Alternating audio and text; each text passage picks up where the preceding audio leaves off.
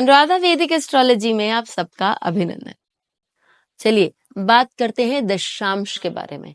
दशांश का जब भी वर्णन आता है तो हमें बहुत इंटरेस्टिंग लगता है, क्योंकि दशांश हमारे प्रोफेशन से, हमारे कर्मों से रिलेटेड है।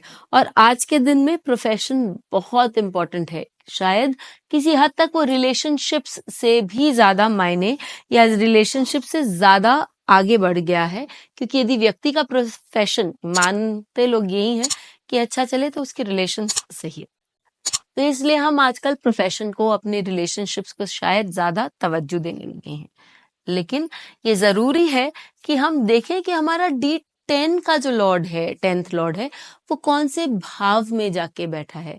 उस हिसाब से हम बता सकते हैं कि हमारा प्रोफेशन कैसा रहेगा, कितनी उन्नति करेगा और किस शिखर पर पहुंच सकता है, या क्या उसमें बाधाएं आएंगी। तो एक इंटरेस्टिंग टॉपिक के साथ बात करते हैं कि D10 का जो दशमांश का जो 10th लॉर्ड है, वो यदि अष्टम भाव में बैठ जाए तो क्या हो।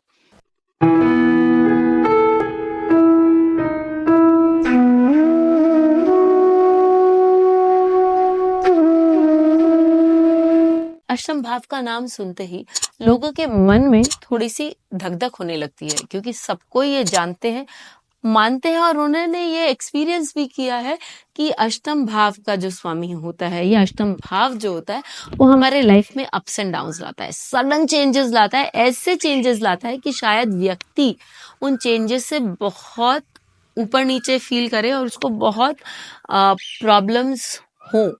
तो उन प्रॉब्लम्स से बचने के लिए, उन चीजों से बचने के लिए व्यक्ति बहुत कुछ उपाय करने की कोशिश करता है। लेकिन यदि हम D10 के अष्टम भाव में अपने दशम भाव के स्वामी को देखते हैं, तो हम यदि सही प्रोफेशंस का चुनाव करें, हम सही करियर ऑप्शंस चूज करें, तो हम बहुत लंबे समय तक आगे जा सकते हैं।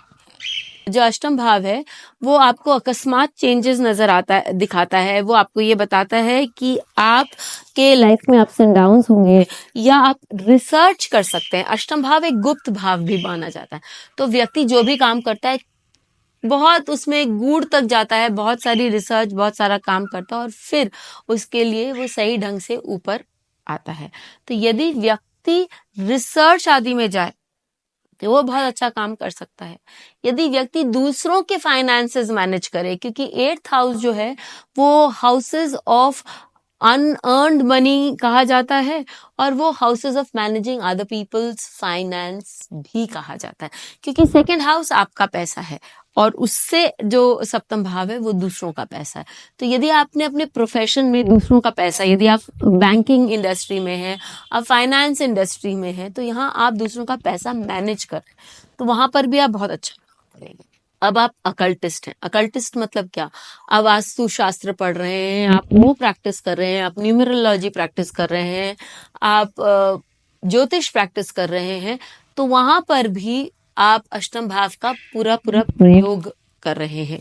ऑब्वियसली आपके काम में उतार चढ़ाव रहेगा, और आपको रिसर्च भी वहां बहुत करना पड़ेगा, पढ़ना भी पड़ेगा, गहन अध्ययन करना पड़ेगा। तो आप अष्टम भाव का पूरा प्रयोग कर रहे हैं, और आपका करियर भी सही पाथ पर जा रहा है।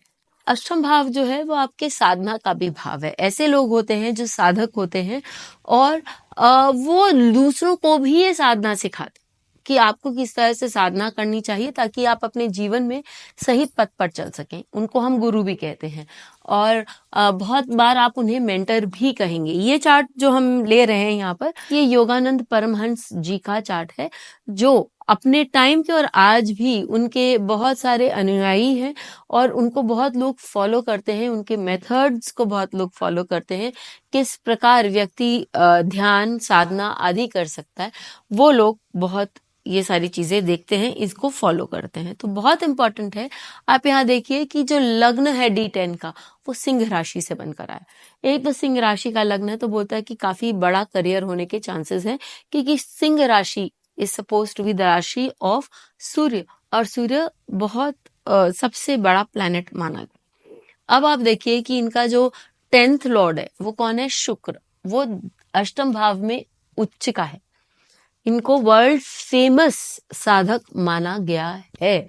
और क्योंकि ये नवम भाव के स्वामी के साथ भी विद्यमान है, तो नवमेश के साथ होने के कारण इन्हें एक गुरु ऑफ रिप्यूट, यानी इनकी लोग इतने फॉलोअर्स थे देश विदेश में। आप ये देखिए कि द्वादश भाव जो विदेश को भी, क्योंकि ये मीन राशि में आता है, वो विदेश में भी अपनी परछाई, अपनी छाया, काफी लोग, बाहर के लोग जो हैं वो उनको फॉलो करते हैं, उनको मानते हैं, उनको आज वो नहीं है फिर भी उनको अपना गुरु मानते हैं और उनके पद चिन्हों पर उनके बताए हुए जो दिशा है उस पे चलते हैं। इनफैक्ट उनकी जो किताब है दी ऑटोबायोग्राफी ऑफ एन योगी, वो one of the most famous books, most saleable books में से एक है। तो आप देख सकते हैं कि अष्टम भाव को हम बहुत बुरा मानते हैं, उसके बारे में हमारे अंदर बहुत सारी भ्रांतियां हैं या उसको लेकर हम बहुत चिंतित रहते हैं। ये कोई जरूरी नहीं है कि हर भाव आपको चिंता में डाले। आप यदि अपने करियर सही चयन करेंगे, अष्टम भाव से लेके चयन करेंगे, तो वो आपको बहुत अच्छी दिशा भी देता है। और अष्टम भाव, ये मैं बोलना भी भूल गई थी कि एक हीलर का भी भाव होता है। तो आप मेडिकल प्रोफेशन में भी जा सकते हैं, आप कोई भी तरह की हीलिंग एबिलिटीज भी ले सकते हैं। आप यहाँ देखिए कि जो आप फील्ड ले रहे हैं, क्या आपके अष्टम भाव से वो तालमेल खाता है, क्या वो उसके अनुसार है? यदि है तो आपका करियर बहुत अच्छा हो सकता है। बेल आइकन को दबाएं ताकि आपको वीडियोस की अपडेट मिलती रहे। हमारे वीडियोस को लाइक करें, शेयर करें, उन पर कमेंट करें और हमारे चैनल को सब्सक्राइब करना न भूलें।